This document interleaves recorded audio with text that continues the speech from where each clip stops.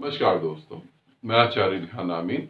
और एक प्रश्न तो नहीं कह रहा हूं, एक सलाह दी है एक प्यारे साधक ने।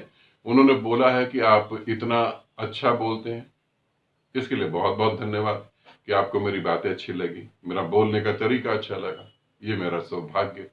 उन्होंने कहा कि आप गीता पे क्यों नहीं बोलते, गीता पे भी बोलें। सभी संतों ने गीता के ऊपर बहुत कुछ बोला है, सभी ज्ञानियों ने गीता के ऊपर बहुत कुछ बोला है, फिर आप गीता पे क्यों नहीं बोलते?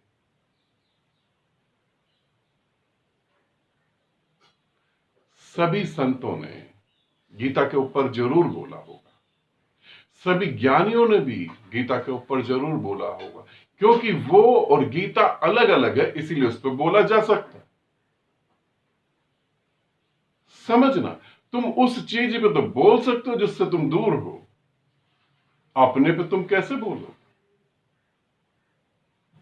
कृष्ण ने गीता अपने लिए नहीं बोली, अर्जुन के लिए बोली थी। ध्यान रखना, कृष्ण ने गीता अपने लिए नहीं, अर्जुन के लिए बोली थी। और तुम कहते हो सभी संतों ने बोला, बोला होगा। मैं तुम्हें गीता के सार को बताता हूं, उस सार को समझो जो कृष्ण अर्जुन को बता रहे थे और अर्जुन भी नहीं समझ पाया, उसे समझो। कृष्ण ने कहा सत्य और असत्य का युद्ध है, सत्य और असत्य का युद्ध है। अर्जुन जो युद्ध लड़ रहा था महाभारत में, उसे जीतना कोई बड़ी बात नहीं, उसे जीतना बहुत मेहनत का काम नहीं, उसे जीतना कोई भी मुश्किल नहीं था। दुश्मन सामने दिखाई दे रहा था, अगर दुश्मन सामने दिखाई दे तो तुम उसको गोली मार सकते हो, अगर दुश्मन दिखाई दे सामने तो तुम षड्यंत्र करके उसे मार सकते हो। अर्जुन ने कोई बहुत बड़ा पहाड़ नहीं तोड़ा था। तुम हो मेरे अर्जुन, उठाओ अपना धनुष बाण और देखो तुम्हारे भीतर छुपे हुए सारे दुश्मन।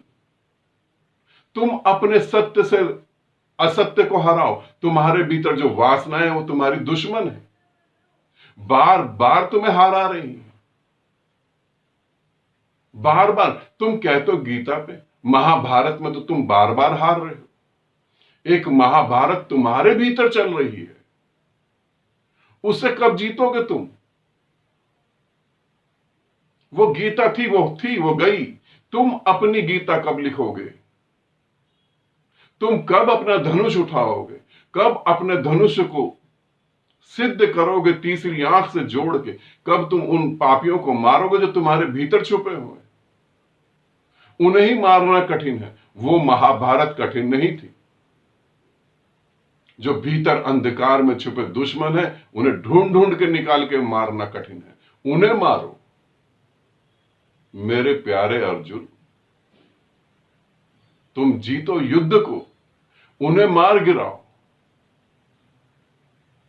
सत्य के साथ खड़े हो, असत्य के साथ नहीं। असत्य को तुम अपना मित्र मान लोगे तो फिर तुम युद्ध हार जाओगे। वही बताया वहां पर भी कि ये जो तेरे रिश्तेदार दिख रहे हैं, ये तेरे सगे संबंधी दिख रहे हैं, ये तेरे नहीं है, असत्य के साथ खड़े, ये झूठ के साथ खड़े, और जो झूठ के साथ खड़ा वो मरेगा ही।